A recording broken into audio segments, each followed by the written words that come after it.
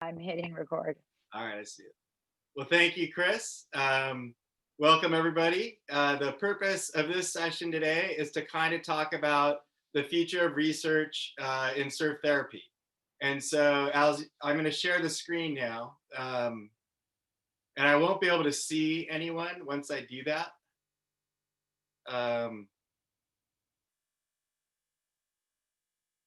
Okay, can everyone see it? Is it the wrong one or is it the right one? No, that's the right one, Gregor. Okay, great. I can see everyone. Fantastic.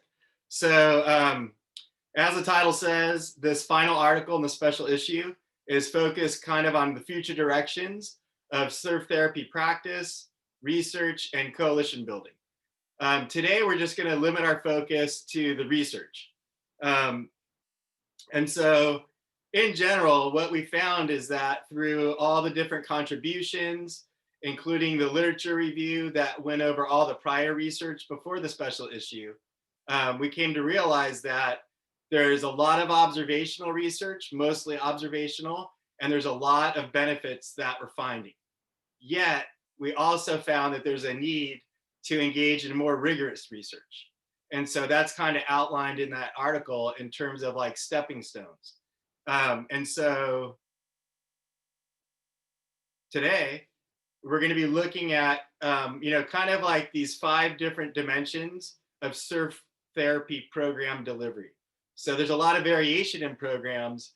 And so as we go forward and think about research, it's good to know like kind of what are these factors that make doing research harder or easier. And Phil's going to walk us through that. And then Kristen is going to discuss the future of surf therapy program evaluation and research and kind of like where we are now and what are going to be kind of like our stepping stones to getting further as a discipline. And then finally, Giovanni and I are going to talk about some kind of new developments in how ISTO can support research efforts of all the contributors. All right. So now I will pass it on over to Phil. Okay, thanks, Gregor. And yeah, great to be part of this session here. I'm in Sydney and it's early in the morning here on Thursday, but it's great to see everyone online. Gregor asked me to talk to these 5 dimensions that we describe and outline in the special issue, and it's the 5 dimensions are listed there on the screen. And as Gregor was saying, what we really saw from pulling together the special issue was diversity. That was that basically summed it up in a single word. But diversity along these dimensions. So in terms of the populations served, that was the first thing where we could see that there was a huge range in terms of the the populations from which participants were drawn, the particular reasons that led to them wanting to be part of a surf therapy program. Some of that was social disadvantage and social exclusion. Others were drawn from populations of people with mental health challenges that were either diagnosed or self-referred. So there was huge, and in terms of the age group as well. I mean, in some of the programs, it was focused on on children. Others were open to the adult population, and obviously people with PTSD, people who have had a range of life experiences that have led them to develop their trauma-related symptoms. The second dimension was in terms of the surf instructor characteristics and how the surf therapy training was actually delivered. And again, there was huge diversity amongst this. I mean, there were some common themes. There was definitely a focus across on safety and making sure that the participants were looked after when they were in the water, and also in whatever they were doing on the beach as well. But there were quite a lot of variation in terms of how much training the surf instructors had in terms of the therapeutic elements of what was being delivered, in addition to actual surf instruction itself.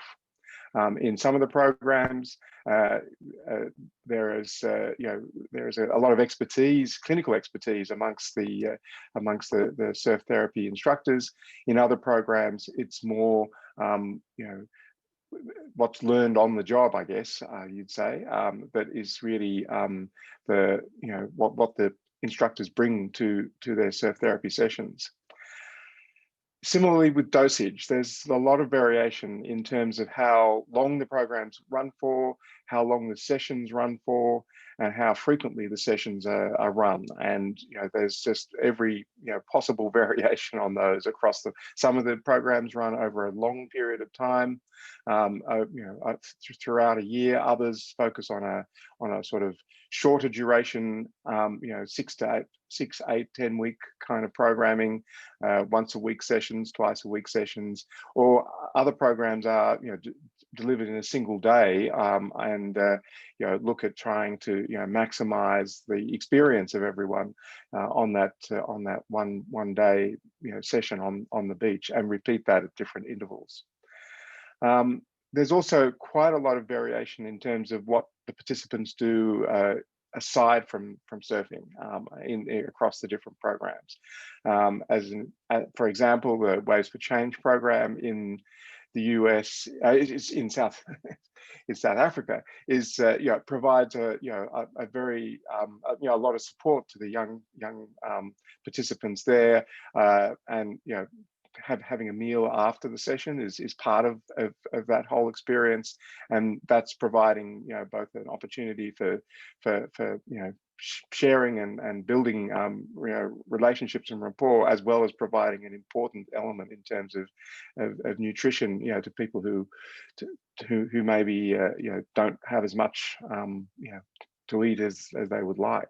So there's a lot of diversity in terms of the range of activities that are offered aside from the surf instruction and the therapy that goes along with that. And I guess it's not surprising that, given that we've got so much diversity, there's a lot of variation in terms of how outcomes are measured. And this is just it's a function really of all of the diversity that we saw amongst those other 4 dimensions. Obviously, it would be difficult to have a single outcome measure that could capture what was really being targeted across all of these different populations and the age groups that were being looked at. So we saw measures of hope.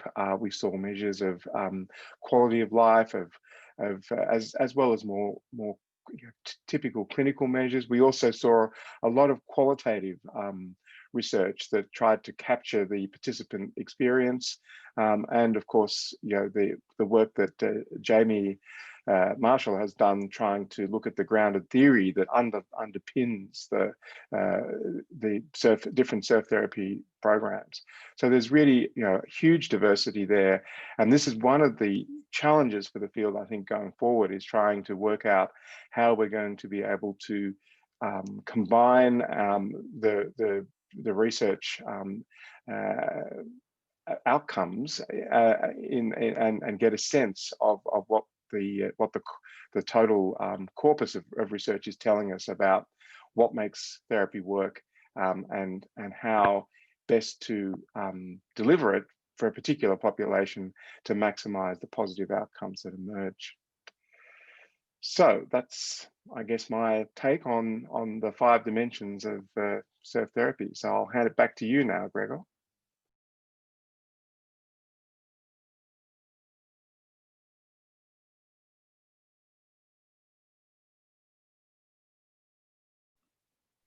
Gregor, you're on mute, I think. Hey, thanks. So you just start using Zoom, Gregor? Yeah, I just started. My first time. So I wanted to piggyback off what Phil said about Jamie's research, which is really cool in that with all this diversity, he's starting to kind of uncover themes that go across different populations and program activities, which is kind of like, I think is going to be really helpful as we start to take on these other questions about how do we measure outcomes. So once we start to understand how the benefits are kind of common across programs, that will help us to measure outcomes.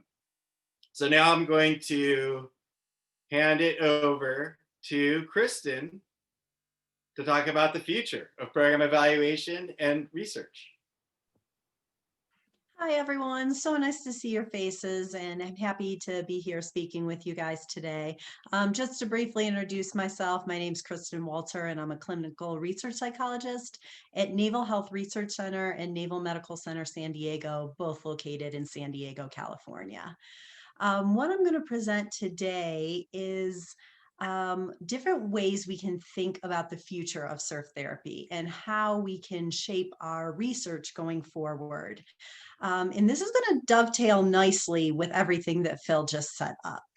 When we think about the future of surf therapy, and what I'm going to address here first is what questions do we need to answer in order to think about surf therapy is a viable treatment for certain physical or psychological disorders or challenges.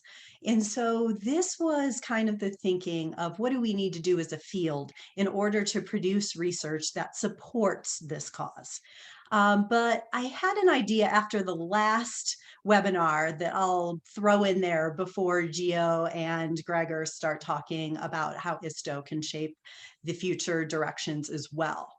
So first and foremost, when we look at the surf therapy literature, there's a lot of program evaluation, which is terrific. It's a great starting point. And in a lot of ways, for stakeholders or funders, program evaluation data may be sufficient. But if we're looking to shape surf therapy as more of a medium for treatment or has some sort of therapeutic benefit, we kind of need to start showing what ways surf therapy can be unique in this capacity and what outcomes it can serve to facilitate. And so for our research, having comparison groups, whether you do the same program and you do it with two different samples or two different types of population, that can be informative. If you are doing a program evaluation, consider adding measures before and after each surf therapy session so you can get a more immediate measure of what surf therapy is actually impacting. There are also things like randomized controlled trial designs. We know that those are very stringent and rigorous method for randomizing. So it's a coin toss, what condition individuals get, and then you look at those outcomes. However, we know that that's not always feasible.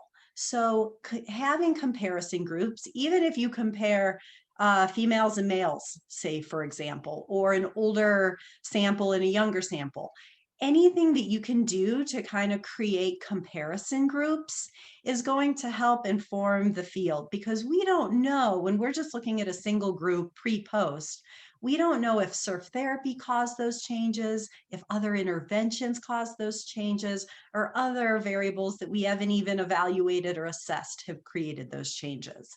So looking at comparison groups and incorporating those whenever we can is definitely an ideal approach for moving our field forward. Also, this was discussed previously by Phil. But when we take a look at all of the literature that exists on surf therapy, there are many measures used. And it's really hard to know what is what.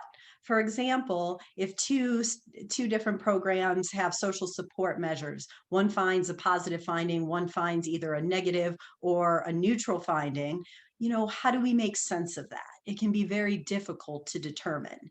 And so being able to use common metrics that are used in related fields or that have been well standardized and widely used can be very helpful, because not only can we make sense of it in our field, we can place it in the larger context of other interventions and see, are there unique effects of surf therapy, or are they more general? This helps shed light on that. And so being able to identify common metrics is really important. And we may not be able to come up with certain measures that every program can apply and use, but being able to at least see what's the population I'm studying, what are the conditions or physical ailments that I'm studying, and what are those that are commonly used within those fields, and incorporate those into research is another way that we can move the field forward. Also, Phil talked about dosage, and there's a lot of variability from single-day programs to year-long plus programs. And in the field, we really don't know what is a sufficient amount of surf therapy sessions to facilitate change. And so being able to understand what are the effects for a certain number, is there a minimum dose we need to give people and that they need to receive in order to get the benefit? Just like medication or psychotherapy or other forms of treatment, being able to identify what is a sufficient dose is really important to think about it as a therapeutic intervention, and also where we need to go as a field. Similarly, we need to understand if surf therapy is its own intervention that can yield a lot of different outcomes and positive benefits, or if it's best used in conjunction with existing treatments, such as psychotherapy or physical therapy. These things matter. And so we need to start assessing what else are people getting when they come to our programs and reporting on that.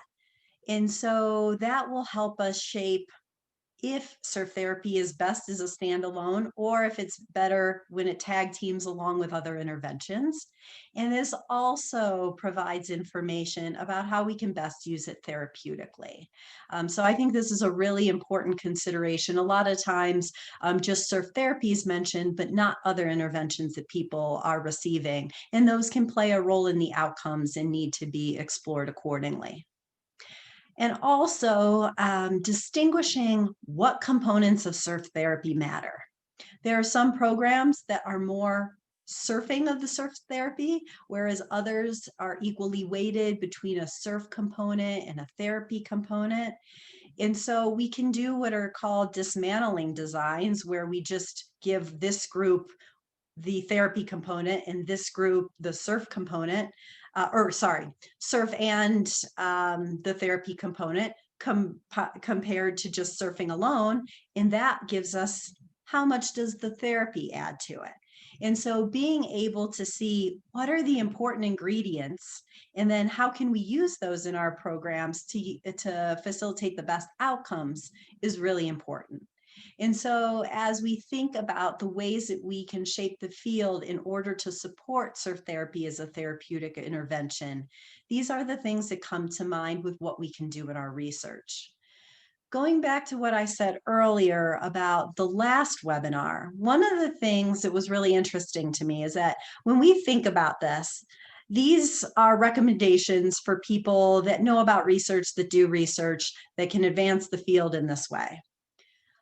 But it was really interesting in the webinar to hear taking it back a number of steps and saying, how can we access research resources? Which I think is really important, because as I had mentioned in the end of that webinar, I think collaboration is critical. So, when we look at program evaluation, that can be great for our programs. But ideally, if we're collecting data, it'd be great to get that out, get it published, get it out for other people to access and to promote the field of surf therapy. And in order to be able to do that, you really have to have some specialized knowledge about strengths and weaknesses of methodology and things like that. And so that's why collaboration is key. So getting people with that knowledge to be able to help inform the questions you ask of participants, how you collect your data and how you analyze it. But first and foremost, I think we need to think about how can we as a field best access those resources, and in what way can ISTO provide that? In what ways can individual programs set that up and contribute inward? And so I think that that is a really important thing to consider. And it was a really striking thing to me last time. It was like, yes, these are recommendations for people already doing research and how we can advance the field, but we also need to think about how we can grant research access and research resources to programs in order to be able to do exactly this.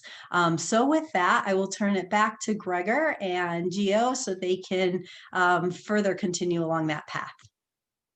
Thank you, Kristen. And so after we got through with the special issue, we're kind of like, well, what have we learned from this? And how can we put that knowledge forward into benefiting ISTO and all the contributors? And so let's see, change slide. And so there's kind of like 3 concrete things that are already in development. And so the first thing was that, given that there's such a diversity of populations served, and the way we were organized before is that we had different groups like program development and marketing, and then we had researchers. But through doing this special issue, it really made more sense that we kind of reorganize by populations that are served in programs. And so that's something that is in development, and Chris will be sharing more information about that in January. But that's going to really help programs to collaborate. So let's say you want to do a comparison group with someone, you serve vets. Well, now you're going to be having a working group with other programs serving veterans. So you can freely share measures, and if there's new developments, you can share it easily. And so it'll be much easier to develop partnerships. Another benefit to that is just ease of communication. If you're meeting regularly, you're able to develop partnerships where you may not have been before. And then another area is mentorship, which Giovanni is going to talk about. And that really has been something that has been really organic to this point. And so that's something that could be more formalized in the future. But Giovanni, take it away. Yes, of course. First of all, hi to everyone. Glad to be back talking to you guys and keeping ISTO progressing. Mentorship is a valuable tool for turning one's vision into reality. Definitely mentors will guide and advise in order to grow your program, organization, or even build up on research. In my experience, mentorships has been organically. People doing research and working with disabilities have been going to the web and see who's also doing that kind of research, and just sending calls and emails. And I have been able to help people in Latin America, Central America, and also in Spain.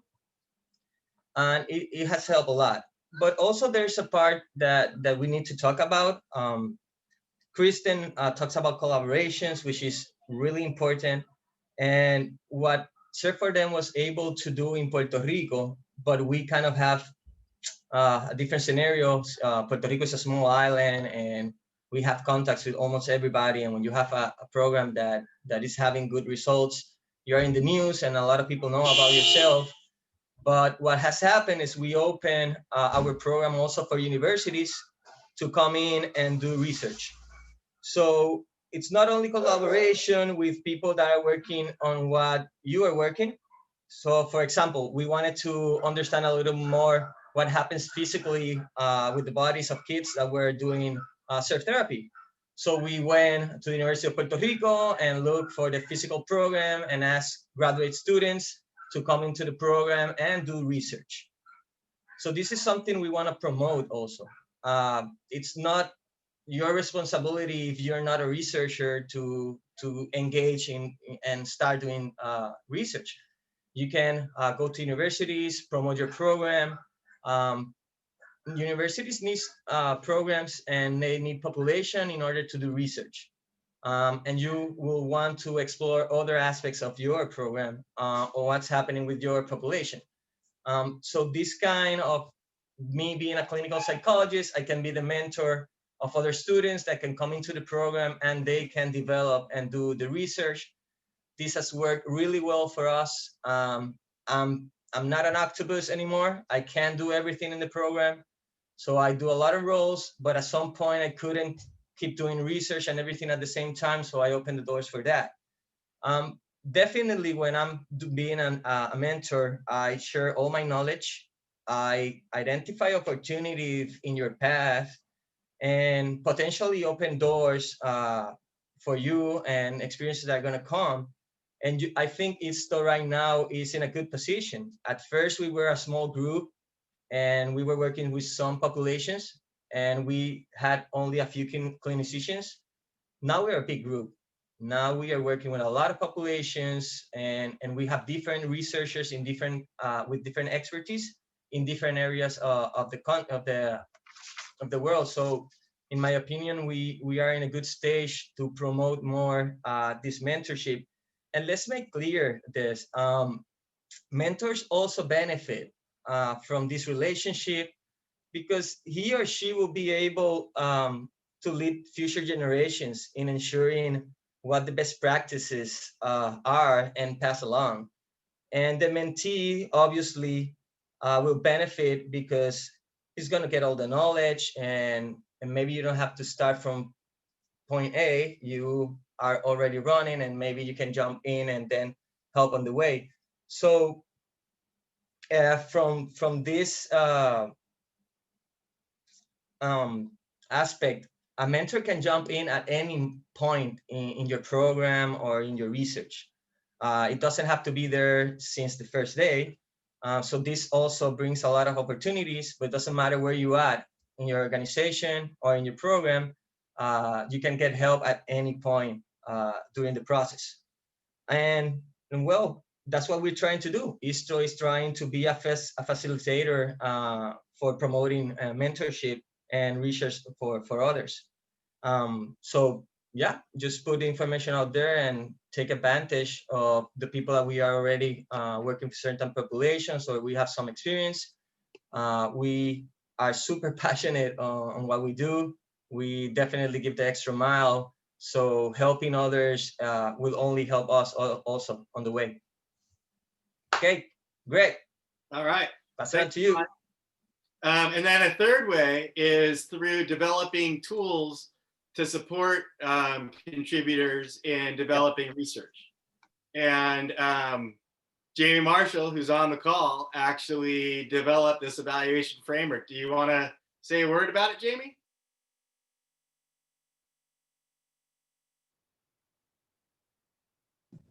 This is ambush journalism. Yeah. No, the evaluation framework is just designed to help. It's awesome to hear these, the steps being laid out so clearly as to how we can achieve ISTO's ultimate goal, which is to see SERV therapy recognized as usual care or being prescribed around the world. And the evaluation framework is a fantastic first step in that. If your organization is not using any evaluation at the moment, the evaluation framework can help you sort of walks you through step by step that process, how to start collecting real basic data from attendance and demographics through to some basic qualitative data, how to do pre and post tests. So again, this is not the sort of thing that's going to get published in an academic journal, but it's a great way. It's a step by step for you to have a go at evaluating your program for the first time.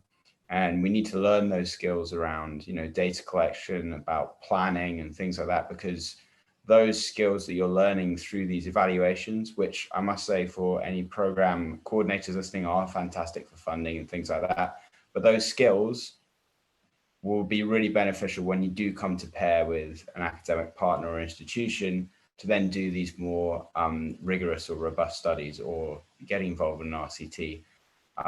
So yeah, the aim of the evaluation framework is to help you do these program evaluations, which can help you with your funding or reporting to stakeholders, but also it's great, the more people who are doing that in the sector, you know, the more us as academics, when we're looking to partner with you, you're already going to have those skills that we need if we're going to run these more complex studies. So yeah, it's a win-win for everyone. Thanks, Jamie. And then I may be mistaken, but Ben, have you used the evaluation framework?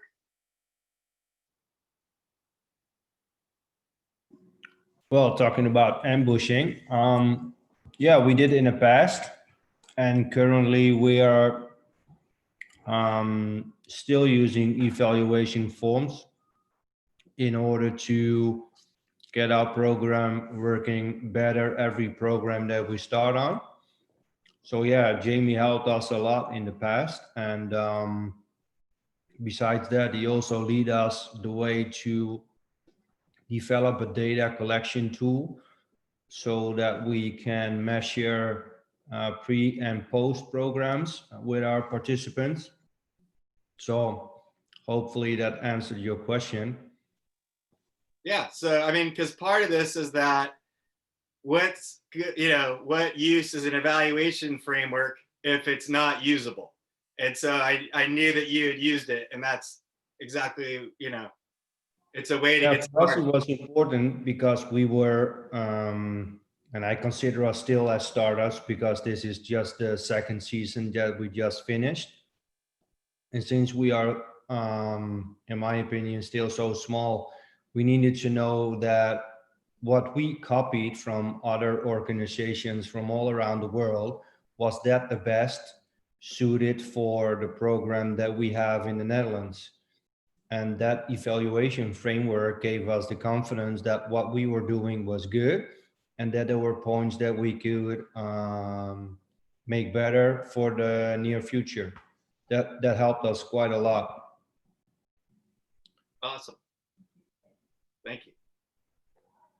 Okay, so I think that concludes our presentation. And the last screen there is that we're going to have a fireside chat. So if we run out of time, or if you think of things that you want to bring to the conference, we're going to do more of an open session where we're not really going to have anything pre-planned, to just have more dialogue about these issues.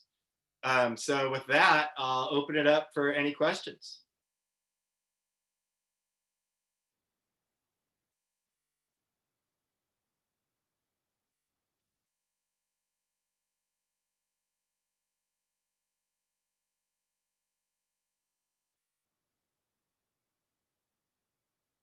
Or not. Is my mic on? Can you stop sharing? Yes. I'll never Please. stop. I'll never Please. stop. I meant your screen. Definitely don't stop sharing. Please always share with us, just not your screen. Hi, everybody. You know, I there's so much you all touched on. Obviously, my heart, you know, kind of lights up when you talk about how collaboration is so important. And I wanted to touch on what Giovanni said, because when we first came together with ISTO, there was always this intention of the organizations or the contributors, the word we use, would join, and then they would mentor other programs. And organically that is happening. I mean, in Australia, y'all are working together quite well and close. And I think some of the programs that were just getting started knew to reach out to Ability Surf and Surfing the Spectrum, and of course, Waves of Wellness and so many others. So we saw this, again, organic leap into understanding that if you're kind of a veteran in surf therapy, hey, there's a lot to give to our groms in surf therapy. Ben, I love that you refer to yourself as beginning. I think a lot of us feel like we're 5 years in and we still feel like we're beginning. And just so you know, Ben, we know organizations that have been running 8-9 years and they still haven't conducted research yet. So in a lot of ways where you might feel like you're in your infancy, you are leaps and bounds ahead of other organizations that didn't understand the importance of research and collecting research. And I think what ISTO is doing really well is bringing us together and becoming a resource, a massive resource. We've got the evaluation framework on our website, our new website, if you haven't checked it out.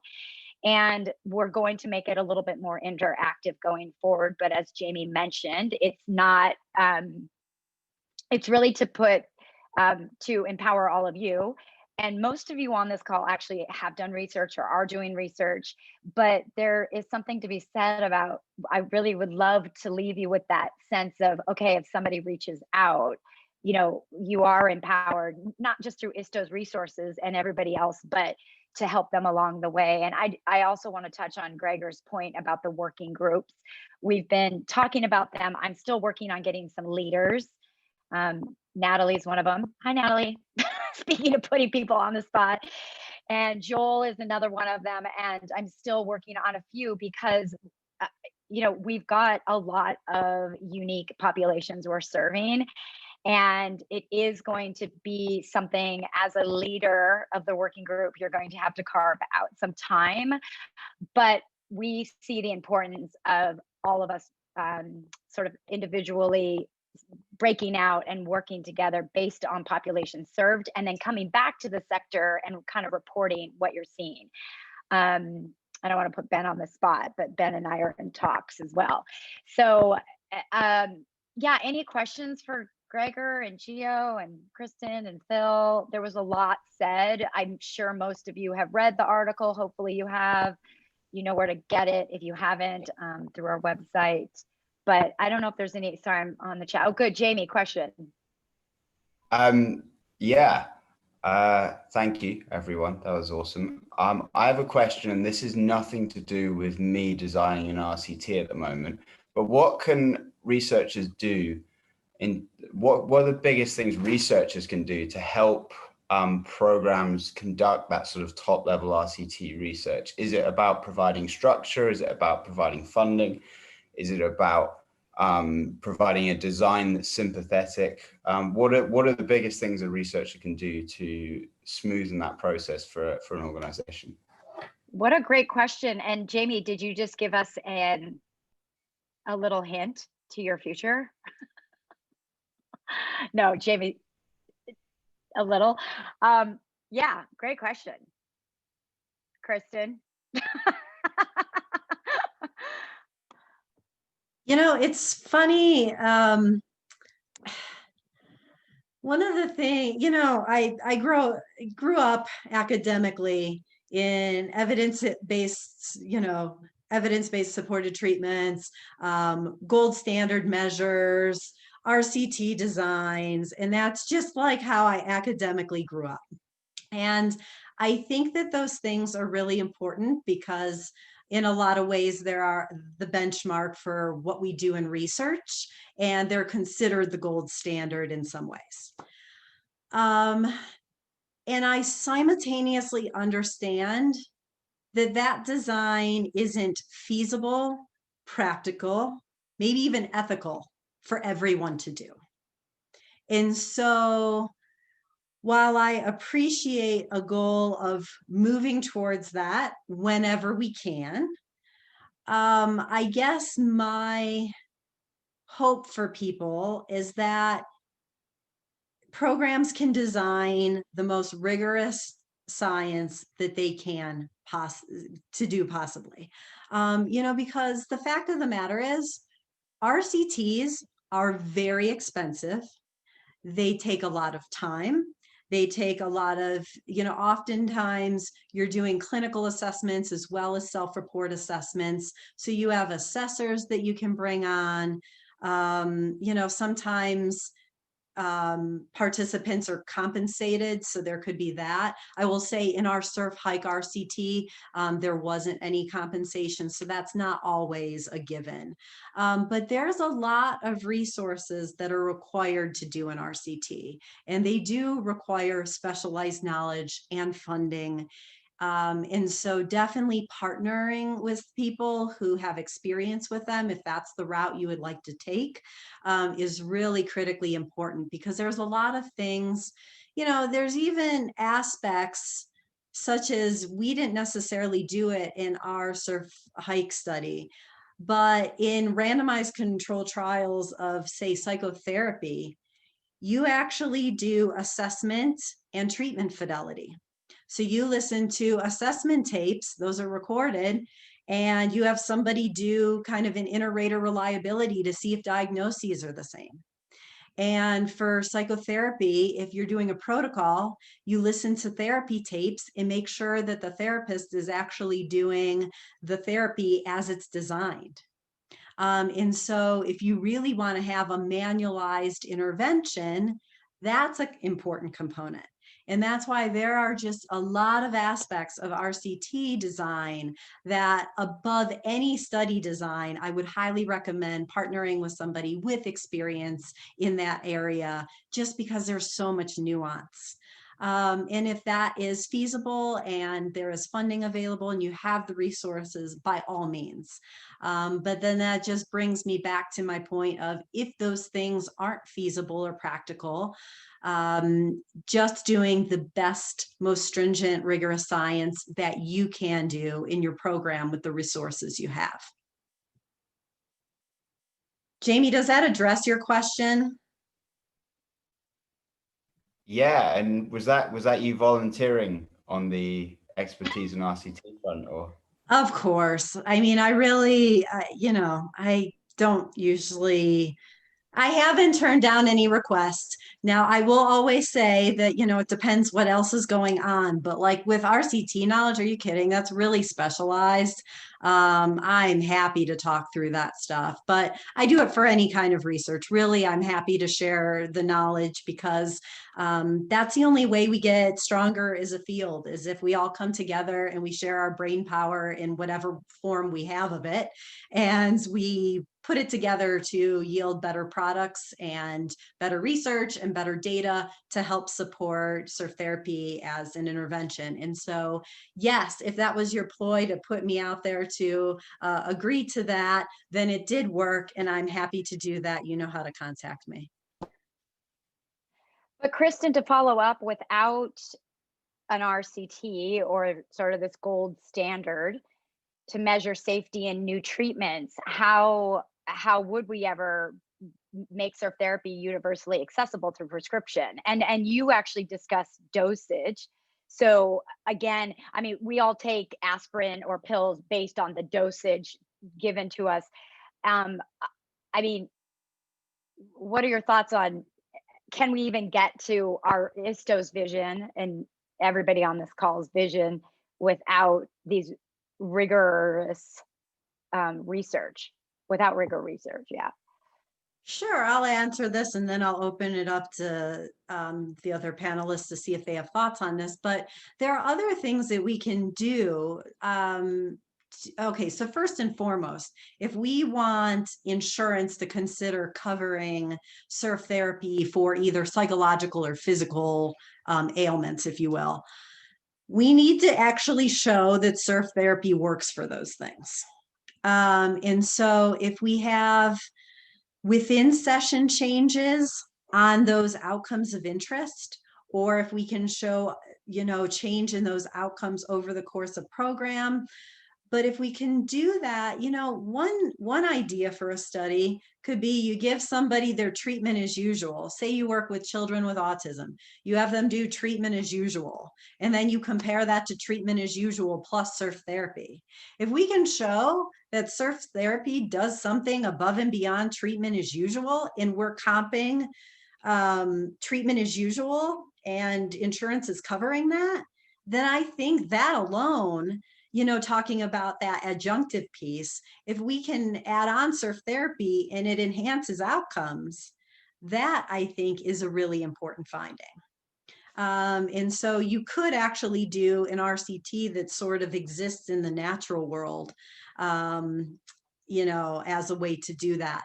But ideally, just measuring outcomes that are important. So if you're wanting surf therapy for depression, looking at depression outcomes and looking at the outcomes that they use in other clinical trials or in clinical practice, and getting those data, even in a program evaluation is some data. But like I said, if we can have some kind of comparison group, that would be ideal. And obviously the more rigorous is probably more impressive to insurance companies as they consider, paying for surf therapy either as a standalone or an adjunctive treatment. But those are just my thoughts about it. And I don't know if others have thoughts as well. If I could just jump in here, Kristen, I absolutely agree and endorse what you've said. I think there's another part of the story which is also important, and that is how we get out the results of research, because clearly that has a big impact as well. The special issue was great in terms of bringing together a whole raft of research that's already out there, in bringing it together and being able to sort of see the context in which all of these different evaluations were taking place.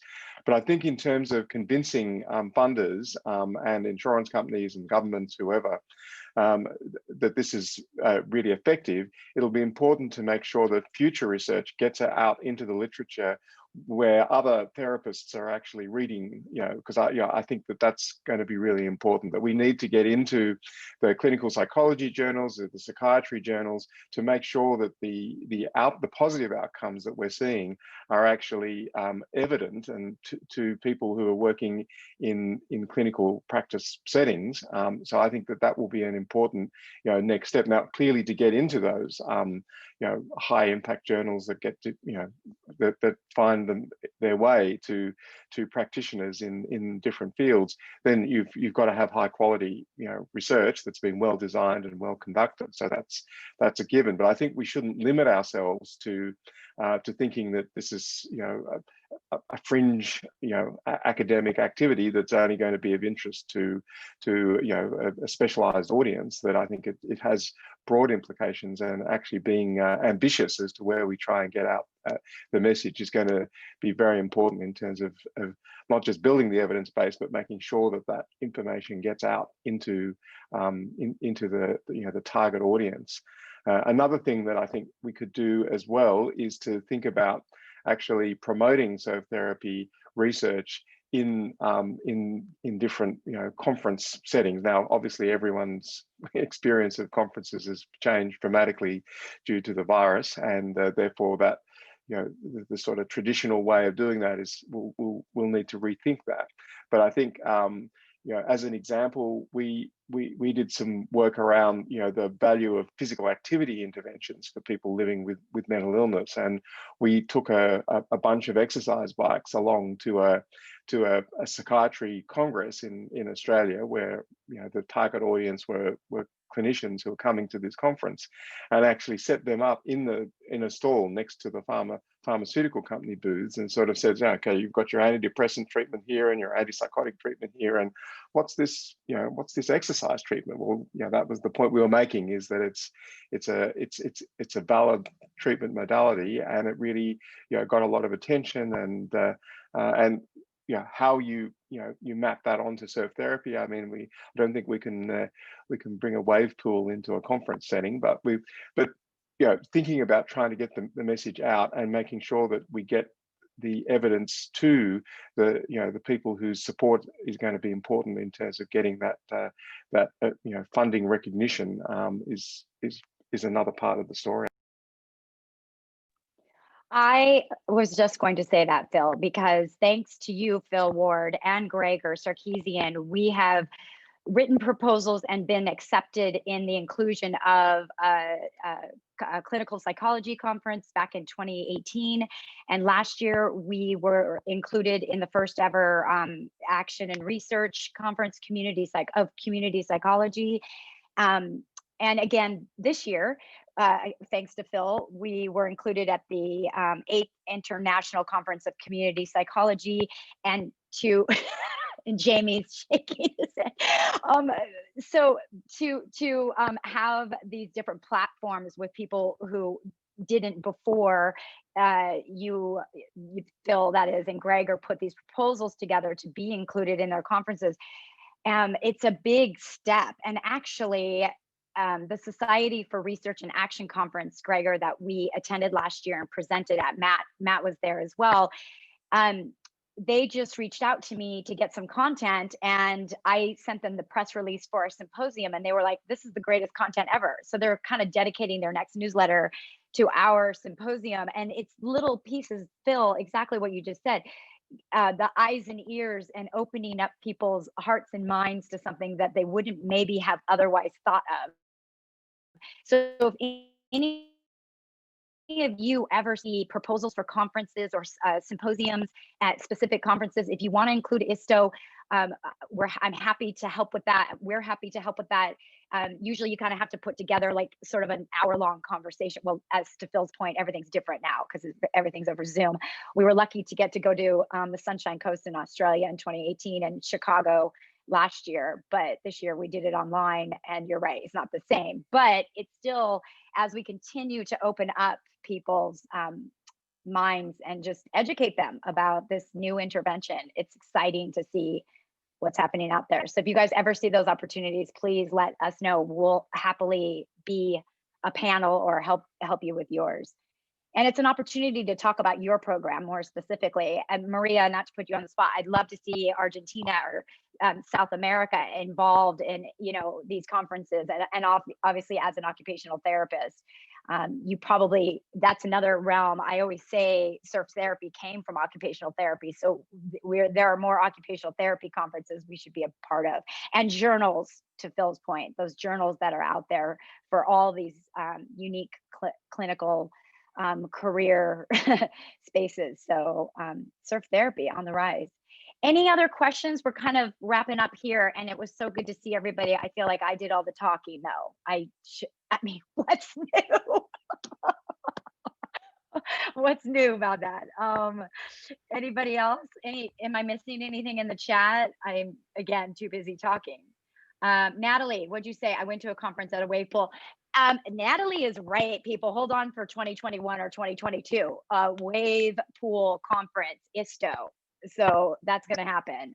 But to Phil's point, bringing other people from other sectors might be a little bit more difficult, because bringing all of you to a wave pool for an ISTO conference is going to be a no-brainer. But you're right, Natalie. That's happening. That is happening. Huh, Jamie? That is happening. Wave pool conference.